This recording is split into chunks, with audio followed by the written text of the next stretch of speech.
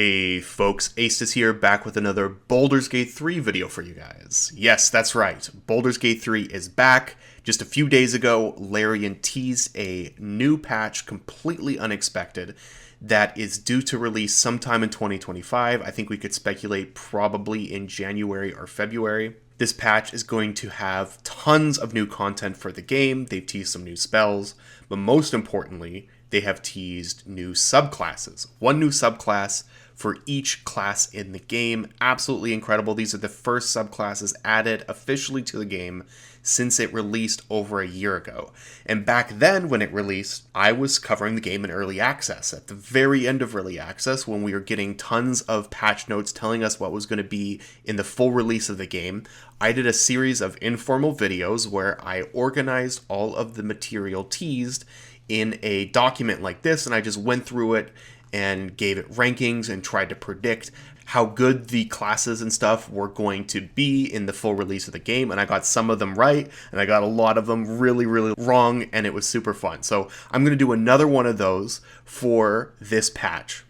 So what I've done here is I've gone through and listed all of the subclasses that Larian has announced will be in patch 8. And I have written down all of the relevant rules of those subclasses in Wizards of the Coast official D&D 5e content for these classes, right? So for example, we got the College of Glamour Bard. This was it Xanathar's, Atasha's? I can't remember. I think Xanathar's. I have gone to that book and I have taken the relevant for the levels and stuff, the relevant features for the subclass, listed them here, and we're going to read through it. Now, of course, there is a big difference between tabletop versions of these subclasses and what's going to be the Baldur's Gate 3 version of these subclasses. I know that you guys know that, so mostly we're just guessing, but it's an informed guess based on what we know about these subclasses from their tabletop published material. However, I have also included the little paragraph that Larian said about each subclass in their teaser, and some of those gives clues of what it's going to be like the way they've implemented it in the full release of the game. Now, if you can't already tell, this is an informal, fun style video. I will be giving rankings, but don't take the rankings too seriously. They're mostly just fun guesses. And part of it being informal means I want to get this out quick, which means I don't want to spend as much time editing as I usually do in my videos. So you might hear some ums. So, all right, enough disclaimers. Let's dive in now to the subclasses and the rankings, starting with Bard. Larian has announced the College of Glamour subclass. Here's what they said about it. As a College of Glamour Bard, you'll find you have the power to heal friends and command enemies in equal measure. Cast Mantle of Inspiration to bestow your allies with 5 temporary hit points, and should an enemy attack while it is cast, they'll find themselves charmed. Play your hand correctly, and you'll be able to use this to your advantage with Mantle of Majesty. Target charmed enemies, and you can command them to flee, move closer, freeze, drop to the ground, and drop their weapons. So this is a pretty cool subclass that's built around maximizing the charm condition, and I do think this is a pretty good angle for class and subclass design, is where you pick a condition and you design a subclass around exploiting that condition. In this case, it's charm for the College of Glamour. Let's look at their actual abilities. At 3rd level, we can expect to get Mantle of Inspiration. Here's what it says. As a bonus action, you can expend 1 use of your Bardic Inspiration to grant yourself a wondrous appearance. When you do so, choose a number of creatures that you can see and who can see you within 60 feet of you, up to a number equal to your Charisma modifier. Each of them gains 5 temporary hit points. When a creature gains these temporary hit points, it can immediately use its reaction to move up to its speed, without provoking attacks of opportunity. The number of temporary hit points increases when you reach certain levels in this class, increasing to 8 at 5th level, and 11 at 10th level. Alright, so it's giving some temporary hit points. Nice. Nothing really to write home about, though. It allows your party members to move up to their speed without provoking attacks of opportunity as a reaction. This can definitely be situationally good. Overall, though, I wouldn't say this is a great use of inspiration compared to what other subclasses offer in Baldur's Gate 3. However, if we move on, at level 3 you'll get Enthralling Performance. If you perform for at least 1 minute, you can attempt to inspire wonder in your audience by singing, reciting a poem, or dancing. At the end of the performance, choose a number of humanoids within 60 feet of you who watched and listened to all of it up to a number equal to your charisma modifier. Each target must succeed on a wisdom saving throw against your spell save DC or be charmed by you. While charmed in this way, the target idolizes you, it speaks glowingly of you. That's honestly not relevant. That's just flavor text. This effect ends after 1 hour if it takes any damage if you attack it, or if it witnesses you attacking or damaging any of its allies. If a target succeeds on a saving throw, it has no hint that you tried to charm it. Once you use this feature, you can use it again. You can't use it again until you finish a short or long rest. Alright, so this is the kind of ability which looks like it's very different with the way that Larian will implement it, because it's not really a combat ability, right? So yeah, I think we can expect to change this, but it's probably going to have something to do with charm. And I think Larian kind of hinted, like I have this highlighted sentence up here in their own teaser. They said when an enemy attacks you while Mantle of Inspiration is cast. So what I'm expecting here is that Mantle of Inspiration is giving temporary hit points. When a enemy target damages those temporary hit points, then they must make a wisdom saving throw against your spell save DC or be charmed by you. Now, charmed isn't that great of a condition, however, at level 6 we'll get Mantle of Majesty, and that's where this subclass starts to click. So at 6th level, Mantle of Majesty, you gain the ability to cloak yourself in Fey magic that makes others want to serve you. As a bonus action, you cast Command without expending a spell slot, and you take on an appearance of an unearthly beauty for 1 minute, or until your concentration ends. During this time, you can cast Command as a bonus action on each of your turns without expending a spell slot. Any creature charmed by you automatically fails its saving throw against the command you cast with this feature. Once you use this feature, you can't use it again until you finish a long rest. So, once per long rest, you can enter a kind of command mode, where everyone who is charmed by you, you can spend a bonus action giving them commands just like the command spell, and they don't have a saving throw. Right, so once they fill the saving throw for charmed, the commands just automatically go through. You're casting them in a bonus action. You're not expending any spell slots to do it. That is pretty good. Command is a great spell. You could just stun lock units with this, is what I'm expecting. There may be other things you can do with it as well. But yeah, once per long rest, this can be really, really strong in combination with these other abilities. That said, Bard already has some amazing subclasses in this game. Bard is one of the best classes in the game. And while College of Glamour is really fun, it doesn't seem like what it's offering is particularly strong compared to what other Bard subclasses offer. So I am going to give it a B tier ranking. Alright, moving on now. Next up is the Path of Giants Barbarian. So here's what Larian says about it. Quote, opt for the Path of Giants, and your newfound giant strength will make it easier for you to yeet friend and foe alike. Forget chugging potions to pump those muscles. These barbarians benefit from the Giant's Rage passive that grants both strength and size, allowing you to deal additional damage with throw attacks. Pockets weighing you down? Not for you and your increased carry capacity. Okay, it's interesting that they are really trying to sell us on increased carry capacity. That really doesn't matter to me. Let's look at the actual features now. So at level 3, Path of the Giant gets Giant's Havoc. Your rages pull strength from the primal might of the giants, transforming you into a hulking force of destruction. While raging, you gain the following benefits. First, Crushing Throw. When you make a successful ranged attack with a thrown weapon using strength, you can add your rage damage bonus to the attack's damage roll. Now, my understanding is that Barbarians already get this in Baldur's Gate 3, right? Let me know in the comments. It's been a while since I played the game. I think it's been a few months, and a lot of things just kind of leave my mind and my memory. I'm sure when I'm playing it again, it will all refresh. But yeah, my understanding is Barbarians already get their rage bonus damage to thrown attacks, so I'm not sure what this is going to do. But you also get Giant Stature, where your reach increases by 5, and if you are smaller than large, you become large, along with anything you are wearing. I imagine this will work like the Enlarge Person spell, which is giving you advantage on like strength saving throws or strength checks to push people and stuff like that. It also makes you immune to being pushed by anything smaller than you, which is of course most things in the game.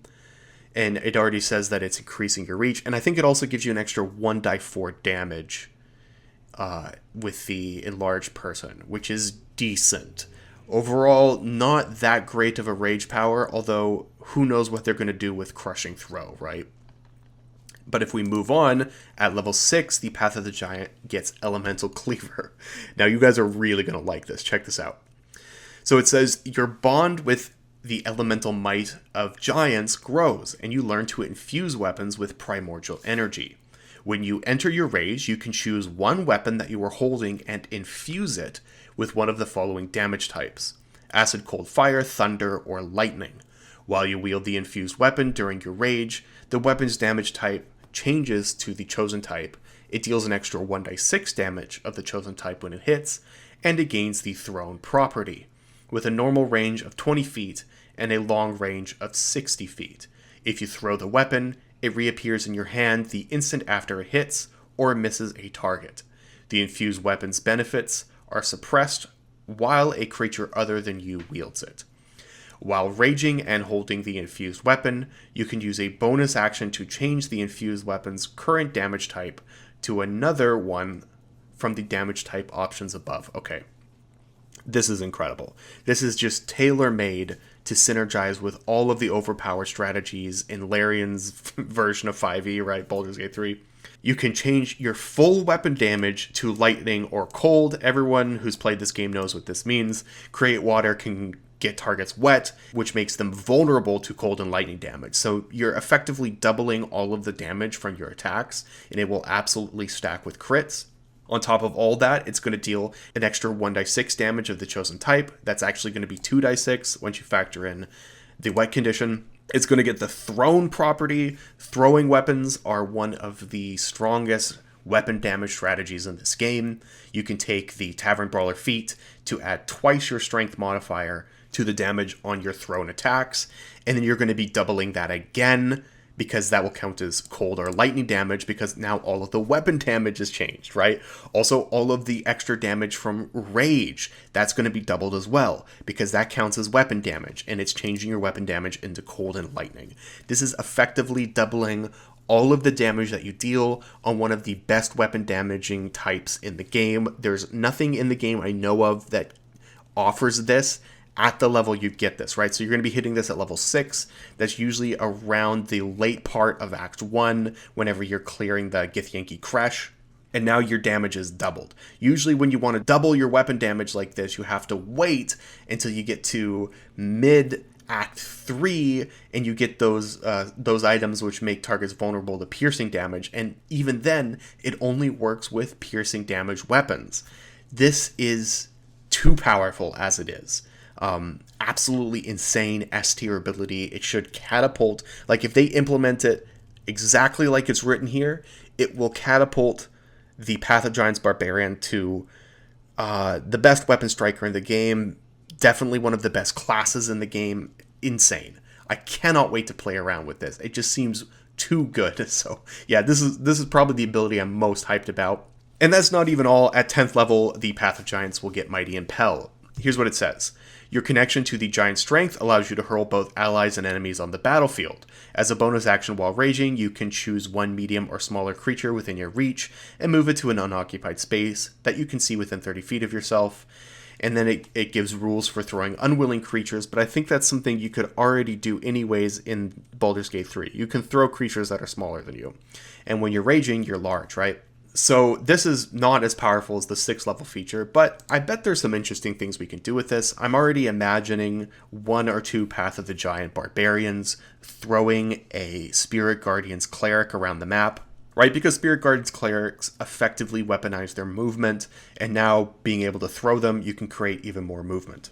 So this is the kind of ability that has potential, but we really have to see how Larian's going to implement it. Either way, it doesn't really matter. The level 6 feature for this class is just so good. I have to give Path of the Giants S tier. Next up is Cleric, Death Domain. Here is what Larian says about it. As a Cleric of Death, you'll find a few dark new tricks up your sleeves, from spells that specialize in necrotic damage to 3 new necromancy cantrips. This includes Toll the Dead, a cantrip that causes 1 through 8 damage when your cleric rings the bell of impending doom, a number that scales if your target has already been damaged. We've also added the homebrewed ability to explode nearby corpses, damaging enemies. So this is very interesting. Exploding corpses, very cool. You can drag corpses around. I like the feeling of this. It's a very Larian sandbox kind of goofy ability. So yeah, I'm very interested to see how they implement that. But if we go to the class features, this is in the Dungeon Master's Guide that you can find this class. You get at first level the feature Reaper. With Reaper, you learn one Necromancy cantrip of your choice from any spell list. When you cast a Necromancy cantrip that normally targets only one creature, the spell can instead target 2 creatures within range and within 5 feet of each other. So it's kind of like a split spell, a little bit more narrow, but it's all bonuses, right? You're not expending a resource to do it. It's just something that automatically happens when you use a cantrip, which for me is often. This is the kind of feature I really value, and I think I value higher than others.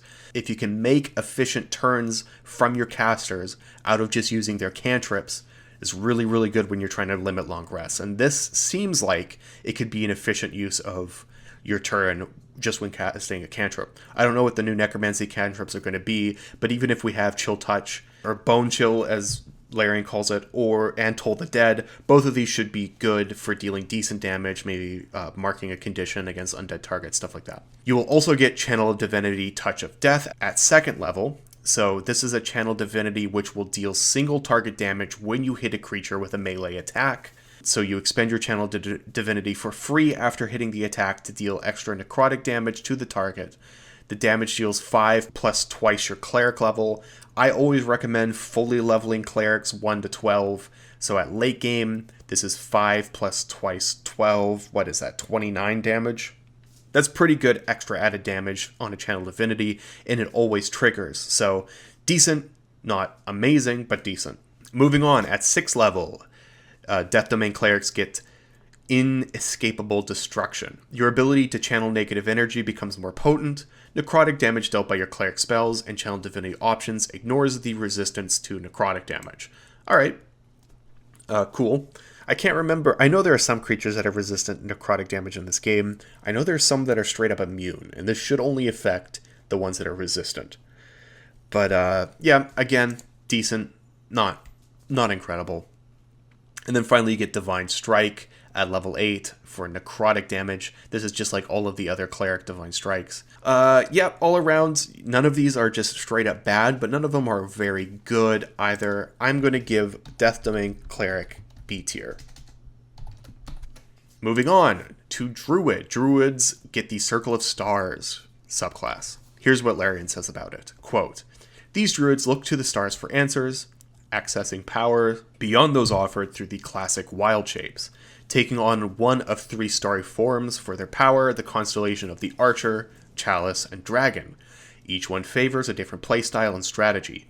The Archer dealing radiant damage with astral arrows, the life-giving Chalice restoring hit points to you and others nearby, and the Wise Dragon, allowing you to deal damage with an added bonus to Constitution rolls. The starry forms offer not just celestial aesthetic, but practical, powerful options to enhance your role as a healer, fighter, or strategist." Here's the actual rules. Starting at 2nd level, you get Star Map, which it gives you like a star map. I erased all of that kind of flavor text, because basically, while you're holding the map, you will gain the Guidance cantrip, you will gain the Guiding Bolt spell, it'll automatically be prepared and will count as a Druid spell, and then you get to cast Guiding Bolt without expending a spell slot, a number of times equal to your proficiency bonus. So it's starting at 2, and it'll be ending at 4 per long rest by the end of the game. Cool. Yeah, it's cool. Guiding Bolt is good. Obviously, Guidance is good, but these aren't really strategies that you can make a hyper-efficient build around. Moving on to Starry Form. So this seems like the main ability.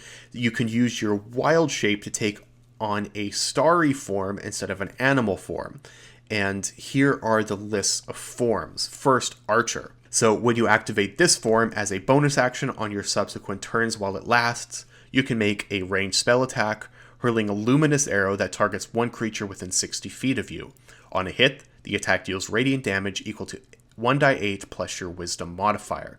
And remember, this is on a bonus action. This is a pretty good way to weaponize your bonus action, especially when you factor in radiant gear in this game. You can start spreading Radiant Orb everywhere. This is promising. Now, is it much better than a Wild Shape? I'm not sure it's better than a Wild Shape at all. It's, I think at best maybe equal to a Wild Shape, maybe a little worse. So if we keep going, we get to Chalice. A constellation of a life-giving goblet appears on you whenever you cast a spell using a spell slot that restores hit points to a creature. You or another creature within 30 feet of you can regain hit points equal to 1d8 plus your wisdom modifier. I just don't like this. This isn't what I would use at all. And then let's finally move on to Dragon. A constellation of a wise dragon appears on you when you make an intelligence or wisdom check or a constitution saving throw to maintain a concentration on a spell. You can treat a roll of 9 or lower on a d20 as a 10. Now, in the teaser, Larian also says you'll be dealing more damage in dragon form. You deal damage, so who knows what that damage is going to be like, but this feature by itself, where you automatically turn a roll of 9 or lower into a 10 on intelligence, wisdom, and constitution saving throws, means you can very easily make yourself completely immune to any spell or ability which targets those saving throws. And there are many. Obviously, constitution is for your concentration checks. Amazing. This now means you just never drop concentration if you build right. So yeah, that's really actually quite good. Wisdom is also very commonly targeted and with some very, very debilitating spells, so being able to be completely immune to those, again, incredible. And then finally, intelligence is pretty rare, but in Act 3, there are some very important intelligence saving throws that you want to make, and this just guarantees them. I'm really liking Dragon, and I like Archer quite a bit. Chalice seems like pretty meh to me, but again, this is competing with your Wild Shape, which is already pretty good. Wild Shape's a good feature, so more good features that you can do with it, but it's not really elevating the Druid in my mind. But let's keep reading. You also get Cosmic Omen at 6th level. You learn to use your star map to divine the will of the cosmos. Whenever you finish a long rest, you can consult your star map for omens. When you do so, roll a die. Until you finish your next long rest, you gain access to a special reaction based on whether you rolled an even or an odd number on the die. Okay, so if you rolled even, whenever a creature you can see within 30 feet of you is about to make an attack roll, a saving throw, or an ability check, you can use your reaction to roll a d6 and add the number rolled to the total. Or if you rolled odd with woe, whenever a creature you can see within 30 feet of you is about to make an attack roll, a saving throw, or an ability check, you can use your reaction to roll a d6 and subtract the number rolled from the total. You can use this reaction a number of times equal to your proficiency bonus per long rest. This is a pretty good feature. I mean, all of it's good. It doesn't really matter what you roll, but subtracting a d6 from saving throws, especially around mid-game, can be quite good. Yeah, Cosmic Omen's looking pretty promising to me. Then we get to Twinkling Constellations. At 10th level, the constellations of your starry form improve. The 1d8 of the Archer and the Chalice becomes 2d8, and while the Dragon is active, you have a flying speed of 20 feet and can hover. By 10th level, the flying speed doesn't matter, so maybe they're replacing this with the extra damage that they mentioned. It's hard to say. So how do I rank this? I mean, we're getting some really good features on this subclass, but again, because most of those features are competing with another great feature, which is Wild Shape, and it's not clear to me that it's better than just Wild Shaping, I am going to give this subclass a B tier. Moving on. Next up, Paladin Oath of the Crown. Here's what Larian says about it. You've been sworn to uphold the principles of law. Stay true to your oath, and you'll be rewarded with the power to aid your allies and disrupt your foes. Guide your companions in battle with righteous clarity, taunt enemies with strategic interrupts, and keep your party standing strong with divine allegiance, absorbing their damage while restoring their health. Okay, so we're going to get a few features here, including a channel divinity, and one thing to note is that Larian always adds new channel divinities to the class at level 1, which aren't in the tabletop version of Paladins. So there's already something new that we're going to expect. But we can also expect these bonus spells. At 3rd level, they'll get Command and Compelled Duel. Command is great. Compelled Duel is whatever. They will get, at 5th level, Warding Bond and Zone of Truth. Warding Bond is really, really quite good, especially for Paladins, if I'm being honest, because the main weakness of Warding Bond is the chance of dropping concentration. And Paladins basically never drop concentration because their saving throws are so good. Finally, at level 9, you can expect to get Aura of Vitality and Spirit Guardians. Both of these are good. Spirit Guardians is incredible. The combination of Command, Warding Bond, and Spirit Guardians is already enough to make this subclass of Paladin really, really tempting. But let's keep reading to see what they get. At 3rd level, they will get 2 Channel Divinity options. First, Champion Challenge. As a bonus action, you issue a challenge that compels other creatures to do battle with you.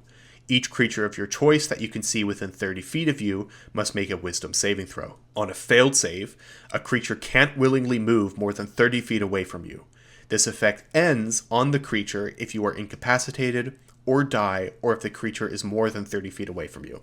This is crap. This is mostly crap. There are some things you can do with it, I guess. But for a Channel Divinity, I just wouldn't use this. Like, it's not actually taunting the enemy. It's just preventing them from moving too far away from you. Yeah, very niche in my book. But you can also get Turn the Tide. As a bonus action, you can bolster injured creatures with your Channel Divinity. Each creature of your choice that can hear you within 30 feet of you regains hit points equal to 1d6 plus your Charisma modifier if it has no more than half of its hit points. This is pretty good. The hit points are fine. But the fact that it's AoE hit points means you can do all of the same tricks that you do with like Life Domain Clerics, where you stack the healing gear and you do an AoE buff with the Channel Divinity on everyone in your party. So now they're all getting the benefits of Bless and Blade Ward and stuff like that. So yeah, this is probably the one I will go with for these, but neither of these are that good. Moving on, at 7th level you get Divine Allegiance. When a creature within 5 feet of you takes damage, you can use your reaction to magically substitute your own health for that of the target creature, causing that creature not to take the damage. Instead, you take the damage. This damage to you can't be reduced or prevented in any way. Okay, I'm not sure how this interacts with Warding Bond. Yeah, I mean, okay, that's cool. Overall, I would say a lot of these features are not great, but also not bad. The really tempting thing here is these spells on a Paladin. Spirit Guardians obviously is one of, I honestly consider probably the 2nd best spell in the game, especially when you combine it with Radiant gear. Basically, you can just copy the Ultimate Cleric build that I have on YouTube, except now you can do it on a Paladin. And it seems to me like a Paladin might actually be better at it than a Cleric. They're not hitting it as early, right? So you're not getting Spirit Guardians to 9th level. You don't have the same level of spell slots. But yeah, it's really, really tempting to me. And Paladin's already an insane class. So Oath of the Crown Paladin, I can see it being one of the better Paladin builds for sure. But yeah, I am going to rank it A tier for this. But just with the caveat that because Paladin's so good, this might end up being an S tier combo. Alright, let's move on. Next up is the Fighter. Fighters are getting the Arcane Archer subclass. Here's what Larian says about it. Mastering the dual arts of magic and marksmanship, the Arcane Archer subclass offers unique skills on top of new shooting animations. Banish your foes to the Feywild, removing them from the battlefield for a turn, or unleash psychic damage that forces enemies to make a wisdom saving throw or be blinded until the start of their next turn. Here are the features. At 3rd level, you gain Arcane Archer lore. You learn magical theory and some secrets of nature. You choose to gain a proficiency in either Arcana or Nature, and you learn either Prestidigitation or Druidcraft. Obviously, neither of these cantrips are actually in the game, so this is mostly flavor text anyway, it's not super relevant. At 3rd level, you also gain Arcane Shot. You learn to unleash special magical effects from your shots. When you gain this feature, you learn 2 Arcane Shot options of your choice. So the Arcane Shot options are a little bit like Battlemaster maneuvers. Once per turn, when you fire an arrow from a shortbow or a longbow as part of the attack action, you can apply one of your Arcane Shot options to that arrow. You decide to use the option when the arrow hits, unless the option doesn't involve an attack roll. You have 2 uses of this ability, and you regain all expended uses of it when you finish a short or long rest. Okay, so yeah, a lot like Battlemaster maneuvers, except you're only getting 2 uses. Yeah, except you're only getting 2 uses. And then we can go through some of the Arcane Shots here. There's Banishing Arrows. The creature hit by the arrow must succeed on a charisma saving throw or be banished. It does nothing for 1 turn. Okay, cool. Beguiling arrow, this deals psychic damage, and the creature counts as charmed by one of your allies. That's an interesting effect. It allows an ally to kind of get away from a target because they can't be targeted by them, right? Interesting, not incredible though. Bursting arrow, you imbue your arrow with a force energy drawn from the School of Evocation. The arrow detonates, dealing force damage in a 10 feet AoE. 2d6 force damage. Okay, cool. Next up, Enfeebling Arrow. The creature hit by this arrow takes an extra 2d6 necrotic damage and must succeed on a Constitution saving throw. Or, damage dealt by its weapon attack is halved until the start of your next turn. This can actually be quite good, especially against bosses. I like this one. It's pretty easy to guarantee a hit on Constitution saving throws as well. So yeah, this is probably the one I'll use. Grasping Arrow. When this arrow strikes a target, Conjuration Magic creates grasping poisonous brambles, which wrap around the target. The creature hit by the arrow takes an extra 2d6 poison damage. Its speed is reduced by 10 feet, and then it takes 2d6 slashing damage the first time on each turn it moves 1 foot or more without teleporting. The target or any creature that can reach it can use its action to remove the brambles with a successful athletics check. Okay, that's just not good. Yeah, I don't like that one. I don't know what else to say about it. Piercing Arrow. So when you use this option, you don't make an attack roll. Instead, you fire the arrow forward in a line, which is 1 foot wide and 30 feet long. Before disappearing, the arrow passes harmlessly through objects, ignoring cover. Each creature in that line must make a dexterity saving throw. On a failed save, the creature takes damage as if it were hit by the arrow, plus an extra 1d6 piercing damage. On a successful save, the target takes half as much damage. So it's turning the attack into a dexterity saving throw, which is worse. It's dealing a little bit extra piercing damage, which can be doubled late game, but not enough to make this worth it. I probably will never use this. Then you get Seeking Arrow. This is an arrow which never misses. Instead, they make a dexterity saving throw. On a failed save, it takes damage as if it were hit by the arrow, plus an extra 1d6 force damage. On a successful save, it takes half that damage. Okay, this is just bad. Shadow Arrow. You weave illusion magic into your arrow. A creature hit by the arrow takes 2d6 psychic damage, and it must succeed on a wisdom saving throw or be able to see or be blinded. Okay. Shadow Arrow is decent. Enfeebling Arrow looks really interesting to me, and all of the others are really nothing to write home about. Overall, this is looking like just a worse version of the Battlemaster, which that is kind of like Archer themed. Anyways, let's keep reading. At 7th level, you gain the ability to infuse arrows with magic. Whenever you fire a non-magical arrow from a short bow or longbow, it counts as magical for the purposes of overcoming resistances or immunity to, okay, whatever, not important. Curving Shot. At 7th level, you learn how to direct an errant arrow toward a new target. When you make an attack roll with a magic arrow and miss, you can use a bonus action to re-roll the attack roll against a different target within 60 feet of the original target. That's not bad. Not bad, not great. Overall, the Arcane Archer really seems underwhelming to me. I'm going to give it a C tier. Next up, Monk. They get the Drunken Master subclass. Here's what Larian says about it. Putting the brew in homebrew, as the Drunken Master, you have the ability to consume alcohol straight from your inventory, as well as drink from bottles you see around the Sword Coast in order to recover ki.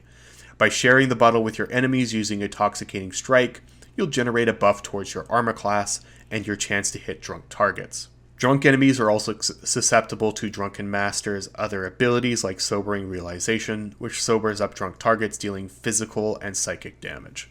So here are the features. Drunken Technique. At 3rd level, you learn how to twist and turn quickly as part of your Flurry of Blows. When you use Flurry of Blows, you gain the benefit of the Disengage action, and your walking speed increases by 10 feet until the end of the current turn. That's decent. Not better than other Flurry of Blows options that you can get from Monk subclasses, but still pretty cool. There's some stuff we could do with this. Next up is Tipsy Sway. Starting at 6th level, you can move in sudden swaying ways. You gain the following benefits. Leap to your feet. When you're prone, you can stand up by spending 5 feet of movement rather than half your speed. Cool.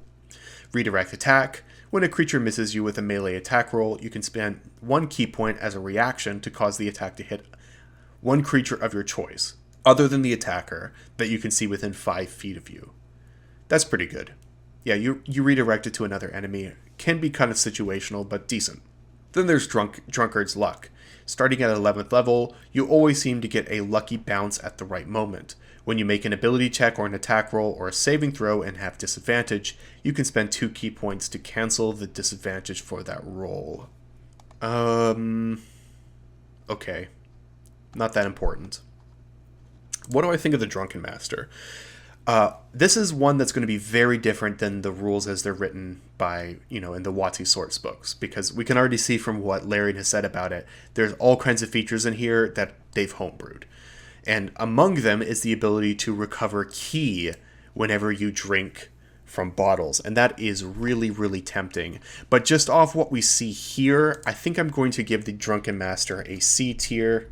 It's a decent subclass, but really not competing with the other monk subclasses at all. It seems like monk is still just a one subclass class to me. Next up, Rogue, Swashbuckler. Here's what Larian says about it, quote, "This rogue subclass introduces a range of new actions fit for the piratical life. Playing dirty by tossing sand at enemies to blind them, flick your weapon at a target to disarm them. Or use your new fancy footwork passive while meleeing your enemy to ensure that they can't make opportunity attacks against you for the rest of the turn." Now let's look at the actual features, starting with fancy footwork. When you choose this archetype at 3rd level, you learn how to land a strike and then slip away without reprisal. During your turn, if you make a melee attack against a creature, that creature can't make opportunity attacks against you for the rest of your turn. Okay, this is a lot like the disengage feature that we just talked about with the Drunken Master Monk. It's pretty good, right? So the idea is you attack them and you run away far enough away that they can't reach you. And yeah, cool. That's fine. Not bad, not great. Rakish Audacity, starting at 3rd level. Your confidence propels you into battle. You can give yourself a bonus to your initiative roll equal to your charisma modifier. Awesome. Yeah. So this means you no longer have to take alert. The combination of building dexterity and having a decent charisma, yeah, really, really good. You will also gain an additional way to use your sneak attack. You don't need advantage on the attack roll to use your sneak attack against a creature if you are within 5 feet of it. No other creatures are within 5 feet of you, and you don't have a disadvantage on the attack roll. All the other rules for sneak attack still apply. Alright, so it just makes it easier to trigger your sneak attack. And then at 9th level you get Panache. Your charm becomes incredibly beguiling. As an action, you can make a charisma persuasion check, contested by the creature's wisdom insight check. The creature must be able to hear you, and the two of you must share a language. If you succeed on the check and the creature is hostile to you, it has a disadvantage on attack rolls against targets other than you, and can't make opportunity attacks against targets other than you. This effect lasts for 1 minute. Until one of your companions attacks a target, if you succeed on the check and the creature isn't hostile to you, it is charmed by you for 1 minute. Alright, so yeah, here's the deal.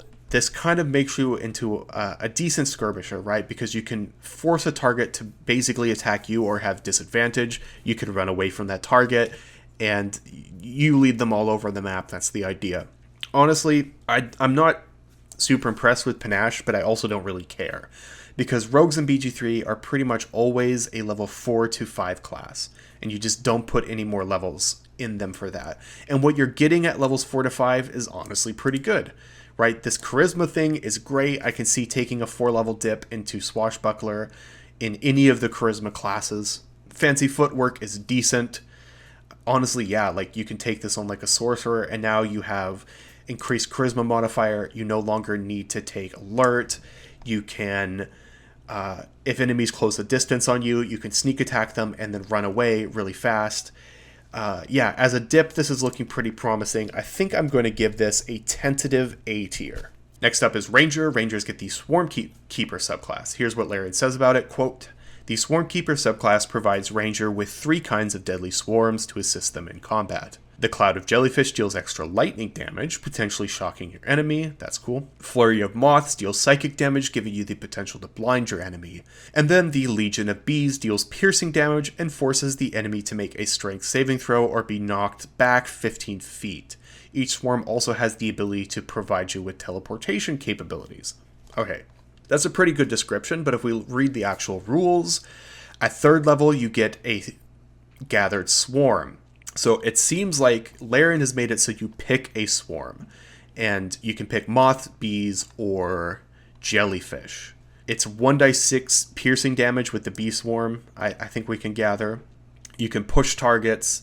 Yeah, I think this is probably just not going to be implemented this way.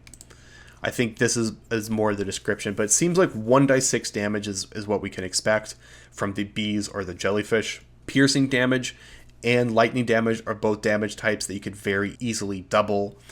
I imagine I would go bees. That sounds really, really promising, and just go full-on piercing damage for late game. Moving on, you get Swarmkeeper magic. This gives you some bonus spells and the Mage Hand cantrip. Here are the spells: Fairy Fire, Mage Hand, Web, Gaseous Form. Not that important. Moving on. Beginning at 7th level, you can condense part of your swarm into a focused mass. That lifts you up. As a bonus action, you gain a flying speed and can hover. This is probably what they're going to change into teleportation. Okay? And then at 11th level, you get the Mighty Swarm ability. Your gathered swarm grows mightier in the following ways. The damage of gathered swarm increases to 1d8. That's really not that good. If a creature fails its saving throw against being moved, you can also cause the swarm to knock the creature prone. And when you're moved by gathered swarm, it gives you half cover until the start of your next turn. Yeah, it's really hard to see how this is going to be implemented, but just off of what's written and teased by Larian, I'm going to give this a B tier. The extra piercing damage from bees is really interesting, and that's pretty much the hope for this subclass. I don't think it'll be significantly better than any of the other ranger subclasses, though. Moving on to Sorcerer now, we've just got 3 left. So Sorcerers get the Shadow Magic subclass, which is a perfect thematic fit for this game. Here's what Larian says about it. As a Shadow Magic Sorcerer, you deal in a form of magic that makes you the deadliest in darkness. This subclass gives its sorcerers superior dark vision, as well as the ability to shadow walk between places of dim light or darkness. It also lets you call forth the perfectly homebrewed Hound of Ill Omen to harass your foes, and use Strength of the Grave to prevent you from being downed, ideal for those attempting honor mode runs. So here are the features. First, Eyes in the Dark. Now I'm just going to gloss over this a little bit. It's giving you the Darkness spell, which doesn't count against sorcerer spells known, and then you can spend sorcery points to be able to see in the darkness, which would be like superior dark vision maybe. This is a decent feature, but not that great on sorcerers, if I'm being honest, but also not bad. Strength of the Grave, this is really interesting. You get this at 1st level. Here's what it says. Your existence in a twilight state between life and death makes you difficult to defeat. When damage reduces you to 0 hit points, you can make a Charisma saving throw, DC 5 plus the damage taken. On a success, you instead drop to 1 hit point. You can't use this feature if you are reduced to 0 hit points by radiant damage or by a critical hit. After the saving throw succeeds, you can't use this feature again until you finish a long rest. Yeah, this is pretty good. You can reliably make this DC, definitely. I can remember you're getting this at level 1, so you can just take this and dip into Paladin, for example, like a 1-level dip sorcerer on your Paladin, and now you've got this feature. And yeah, it's basically absorbing 1 attack's worth of damage per long rest. The per long rest is the real bummer here. I mean, if this was short rest, I'd really be liking this ability, but still, it's kind of nice. And then finally, there's Hound of Ill Omen. Now, Larian's already said this is going to be homebrewed, so I'm not going to read over all of these rules exactly. But the gist is that you can summon a Shadow Hound creature. You get this at level 6. I am predicting, this is a bold prediction, but I am predicting that this will be very good. I expect that this Hound will be dealing pierce damage. Awesome. So we'll be doubling it late game. Summons are always pretty good in this game. Yeah, so I have a feeling like this is going to be really good. And so the combination of Hound of Ill Omen with Strength of the Grave is enough for me to give the Shadow Sorcerer A tier ranking. Remember that sorcerers are mostly powerful because of their base class, not their subclasses. Combining a decent subclass on it has a lot of potential. I also see there being a lot of potential just as like a sorcerer dip for other charisma classes, because Strength of the Grave is a pretty good level 1 feature. Alright, second to last one is the Warlock. Warlocks are getting Hexblade. Yes, this is a fan favorite subclass. I've actually never played a D&D 5e campaign with Hexblade. I never played it, none of my players ever played it, which is pretty rare because people swear by this subclass. Here's what Larian says about it. Quote, Hexblade Warlocks make a pact with an entity from the Shadowfell that manifests in the form of magical weapons. Curse your enemies and force their souls to do your bidding. Slay an enemy that isn't generally an element of nature, construct, giant blob, or already dead, and you'll be able to raise their spirit from their corpse for 10 turns. This new summon can deal necrotic damage and will rip away a chunk of your enemy's soul to provide your Hexblade Warlock with healing. So, lots of features here. First, you get an expanded spell list. Here are the spells. I have highlighted the ones that I think are really interesting. Shield at level 1, incredible. This is now getting the shield spell on a charisma class. So now all of the charisma classes can just do a 1 level dip into Hexblade, and they're going to get a lot. At 5th level, Banishing Smite and Cone of Cold. These are really good. Banishing Smite's a rare spell. I think it's only available to bards right now in Baldur's Gate 3 in the game so far. Getting it on a Hexblade will be awesome. Cone of Cold, one of the best spells in the game, just for dealing damage late game. At 1st level, you will also get Hexblade's Curse. So, when you gain this ability, you place a baleful curse on someone. As a bonus action, choose one creature you can see within 30 feet of you. The target is cursed for 1 minute. The curse ends early if the target dies, you die, or you are incapacitated. Until the curse ends, you gain the following benefits.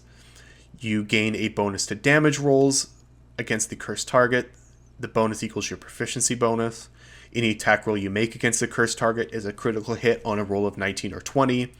If the cursed target dies, you regain hit points equal to your Warlock level plus your Charisma modifier. You can't use this feature again until you finish a short or long rest. Pretty good for a 1 level dip. Honestly, yeah, that's pretty good for a 1 level dip. 1st level, you also gain Hex Warrior. You acquire the training necessary to effectively arm yourself for battle. You gain proficiency with medium armor, shields, and martial weapons. The influence of your patron also allows you to mystically channel your will through a particular weapon. Whenever you finish a long rest, you can touch one weapon that you are proficient with and that lacks the two-handed property. When you attack with that weapon, you can use your Charisma modifier instead of Strength or Dexterity for the attack and damage rolls. This benefit lasts until you finish a long rest. If you later gain Pact with the Blade feature, this benefit extends to every pact weapon you conjure with that feature, no matter the weapon's type. So this is allowing you to get the Charisma to make attack rolls at level 1, but with a more limited set of weapons. Still really, really interesting for a 1 level dip. Moving on, at 6th level you get a Cursed Spectre. You can curse the soul of a person you slay, temporarily binding it into your service. When you slay a humanoid, you can cause the spirit to rise from its corpse as a specter. The statistics of which are in the monster manual. Again, that's just going to change, I'm sure. When the Spectre appears, it gains temporary hit points equal to half your Warlock level. Roll initiative for the Spectre, okay, whatever. It gains a special bonus to its attack rolls equal to your Charisma modifier. Cool. The Spectre remains in your service until the end of your next long rest, at which point it vanishes into the afterlife. Once you bind a Spectre with this feature, you can't use the feature again until you finish a long rest. Alright, this really depends on the quality of the summon, but being able to add your Charisma modifier to it just creates a whole other vector for Charisma stacking abuse, and I like that. And finally, at level 10, you get Armor of Hexes. If a target that is cursed by your Hexblade curse hits you with an attack roll, you can use your reaction to roll a d6. On a 4 or higher, the attack misses you instead, regardless of its roll. So only half of attacks that hit you actually will end up hitting you. Very, very powerful. Every single one of these is looking extremely good. This class is awesome as a full class. It's awesome as a dip. What can I say other than S tier? Absolutely S tier. I'm expecting this to be really, really fun. It might actually catapult Warlock as a class into the S tier. And that brings us to the last subclass, which is the Bladesinger for the Wizard. Here's what Larian says about it. The Bladesinger subclass merges swordplay with wizardry. Expect new spellcasting animations when casting spells with your weapon, and a new Blade Song ability to grant you supernatural speed, agility, and focus. Plus, give you a bonus on any Constitution saving throws you make. Here are the features. Training in War and Song, you get this when you select the subclass at 2nd level. You gain proficiency with light armor, and you gain proficiency with one type of one-handed melee weapon of your choice. You also gain proficiency with the performance skill, if you don't already have it. Okay, so one-handed melee weapon of choice, lots of interesting options here. I can imagine long swords, I can imagine short swords, I can imagine scimitars. Yeah, there's some cool choices. Blade Song. Starting at 2nd level, you can invoke an elven magic called the Blade Song, provided that you aren't wearing medium or heavy armor or using a shield. It graces you with supernatural speed, agility, and focus. You can use a bonus action to start the Blade Song, which lasts for 1 minute. It ends early if you are incapacitated, if you don medium or heavy armor or a shield, or if you use 2 hands to make an attack with a weapon. You can also dismiss the Blade Song at any time, no action required. Okay, so it lasts for 1 minute. Yeah, okay. While it is active, you gain the following benefits. You gain a bonus to your armor class equal to your intelligence modifier. Okay, that's good. Your walking speed increases by 10 feet. Good. You gain advantage on dexterity, acrobatics checks. Okay, that's fine. You gain a bonus to any Constitution saving throw you make to maintain concentration on a spell. The bonus equals your intelligence modifier. Okay, yeah, that's awesome. That's really, really good. You can use this feature a number of times equal to your proficiency bonus, and regain all expended uses when you finish a long rest. Okay, so what this gives you is really good, but it's limited per long rest. Still, overall very solid feature. It's turning you into a very durable melee unit. And you need that because at level 6, you're going to get extra attack. This is insane. It's giving the wizard a full caster, an extra attack, and you guys know how this synergizes with the equipment in this game. Extra attack full casters, like the Bard for example, are just the best classes in the game, and the wizard spell list is probably the best in the game. So you're getting extra attack on one of the best spellcasters. This is probably going to catapult wizard to, yeah, I'm expecting best class in the game. That is my feeling. And if that wasn't enough, you also get Song of Defense at level 10, where you can direct your magic to absorb damage while your Blade Song is active. When you take damage, you can use your reaction to expend 1 spell slot and reduce that damage to you by an amount equal to 5 times the spell slot's level. Okay, you're also reducing damage. So if you guys haven't checked it out, look at my Armor of Agathys based Retaliation Wizard build. You could effectively do that same build now with the Bladesinger, right? Because you're getting all of these defensive bonuses, including the ability to reduce damage, which is very important for the build, and you're still getting extra attack. If you choose Rapier as your one-handed melee weapon, by late game you'll get Duelist Prerogative, which is allowing you to also attack on your bonus action. It's giving you 2 reactions, which wizards can always use for counterspell. You're still going to be bound a lot by your spell slots, but this is looking like probably the most powerful class in the game. The real winner for me in this list is definitely the Bladesinger and also Path of the Giants. Those are the ones I'm really, really excited to play. So here are the final rankings. S tier, we've got Path of the Giants, Hexblade, and Bladesinger. A tier, Oath of the Crown, Swashbuckler, and Shadow Sorcerer. B tier, College of Glamour, Death Domain, Circle of Stars, Swarmkeeper, and then the ones I'm really disappointed with are Arcane Archer and maybe Drunken Master. Although, Drunken Master, there's still hope because it seems like Larian's homebrewing that one a lot. Overall, yeah, this is changing the meta of this game a lot. I'm expecting, whenever this releases, that I will have to redo my honor mode class tier list, which I'm very excited for. So keep an eye out for that, guys, starting next year. This video's gone on long enough. Thank you guys so much for watching. I will catch you next time.